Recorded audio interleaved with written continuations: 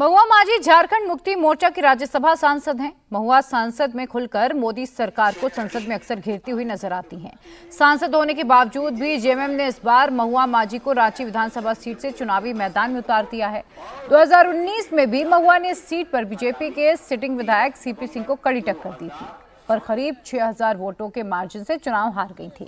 इस बार भी महुआ के चुनाव लड़ने से रांची का चुनाव रोचक हो गया। वोटिंग से पहले महुआ से इंडिया टीवी ने बातचीत की और रांची के लोकल मुद्दों समेत चुनाव के बड़े जो मुद्दे हैं, जो रिलेटेड हैं, उनको लेकर भी सवाल पूछा गया। महुआ ने घुसपैठ, केंद्रीय एजेंसियों की रेड, मैया योजना पर खुलकर जवाब दिए। सुनिए।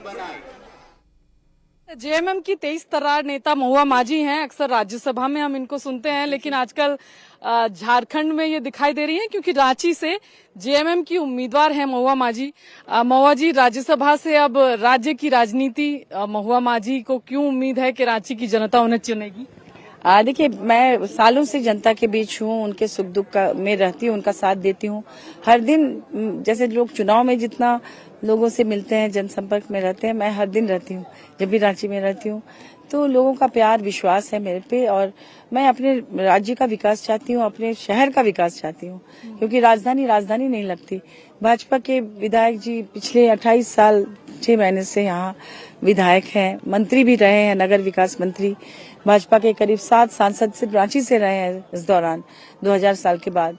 उनके मेयर, डिप्टी मेयर रहे हैं, इतने सारे पार्षद रहे हैं, उनके कई मुख्यमंत्री। बीजेपी का गढ़ है, इसमें आपको लगता है कि सेंध लगा पाए? मैं बता रही हूँ, उनके इतने सारे मुख्यमंत्री भी रहे ना, बाबूलाल जी, अर्जुन मुंडा जी 3 बार रहे, रघुवर दास जी रहे, केंद्र में उनकी सरकारें डबल इंजन की।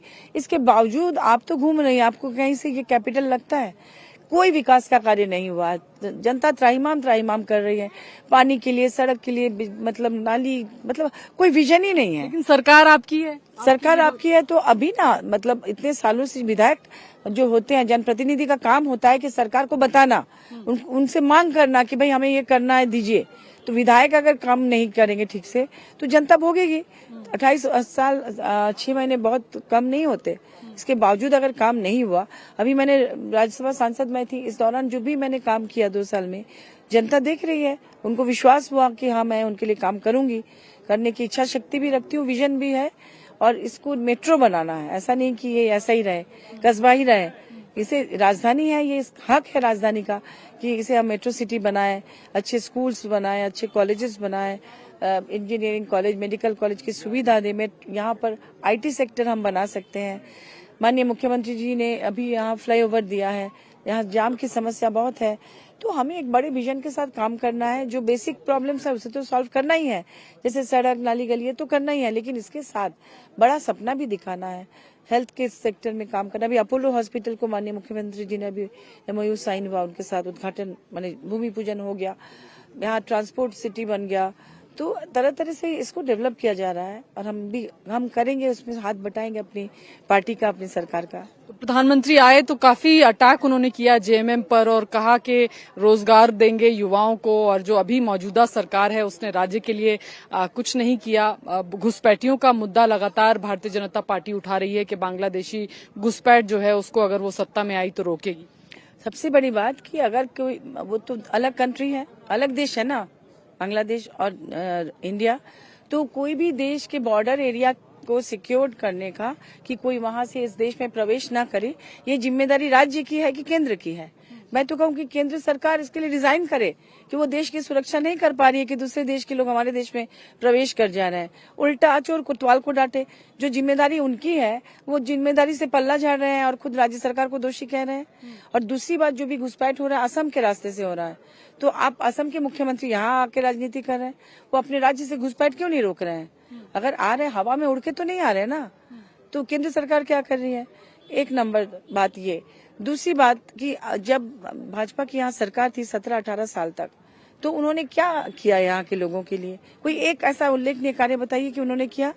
अभी हमारे माननीय मुख्यमंत्री जी ने मैया सम्मान योजना दिया है, ताकि महिलाओं को सम्मान मिले, किसी के सामने हाथ न फैलाना पड़े। 1000 की राशि को बढ़ाकर 2500 किया जाएगा। उनके कार्यकाल में, भाजपा के कार्यकाल में, महिलाओं की तस्करी चरम सीमा पर थी। अब पता लगा लीजिए कितनी प्लेसमेंट एजेंसीज यहाँ खुले थे, खूंटी, गुमला, सिमडेगा जैसे ग्रामीण इलाकों में। दिल्ली में प्लेसमेंट एजेंसी थे, पन्नालाल जैसे ट्रैफिकर 15-15 हजार लड़कियों की तस्करी अकेले किए थे और उसको माननीय हेमंत सोरेन जी ने बंद किया, यहाँ की महिलाओं को सम्मानजनक रोजगार दिया और सब किया, तो इनको ऐसा प्रॉब्लम हो रहा है। बिजली फ्री कर दी सबकी 200 यूनिट, ताकि गरीब के घर में बिजली नहीं जलती थी, किसी दूसरे के मकान में जलता था, गर्मी में वो फैन नहीं चला पाते थे। 200 यूनिट बिजली का मतलब 1400 रुपए पर मंथ, वो यहाँ के गरीब गुरबा के लिए सोच रहे हैं। और ये लोग हैं कि लूट के लेके जा रहे हैं। 1,36,000 करोड़ कोयले की रॉयल्टी का अभी तक प्रधानमंत्री जी ने नहीं दिया। कितनी बार केंद्र राज्य सरकार ने, माननीय हेमंत सोरेन जी ने लिखा केंद्र सरकार को, मैंने भी पार्लियामेंट में आवाज उठाई, लेकिन वो नहीं दे रहे हैं, क्योंकि वो जानते हैं कि 1,36,000 करोड़ बहुत बड़ी राशि है जो यहाँ के हक का पैसा है, और वो पैसा मिल जाएगा तो यहाँ के हर युवा को रोजगार मिल जाएगा, हर महिला सशक्त हो जाएगी, यहाँ हर सड़क सुंदर हो जाएगा, सब कुछ हो जाएगा। तो वो नहीं चाहते, वो इसको ऐसे ही रखना चाहते हैं भाजपा, और यहाँ से लूट के दूसरे राज्यों को भेजना चाहते हैं। एक रहोगे तो सेफ रहोगे, इस तरह की नारे जो है, इस तरह की बात बीजेपी कर रही है। रोटी, माटी और बेटी की बात बीजेपी इस बार कर रही है चुनावी कैंपेन में। जेएमएम कैसे काउंटर इसको करे? सबसे बड़ी बात, भाजपा का एकमात्र एजेंडा है लड़ाओ, एक आपस में लड़ाना, चाहे सरना और ईसाई धर्म के लोग हो, चाहे हिंदू मुसलमान हो, लड़ाकर और धर्म के नाम पर गुमराह करके वो वोट इकट्ठा करना चाहती है। तो ये तो उनका एकमात्र एजेंडा है।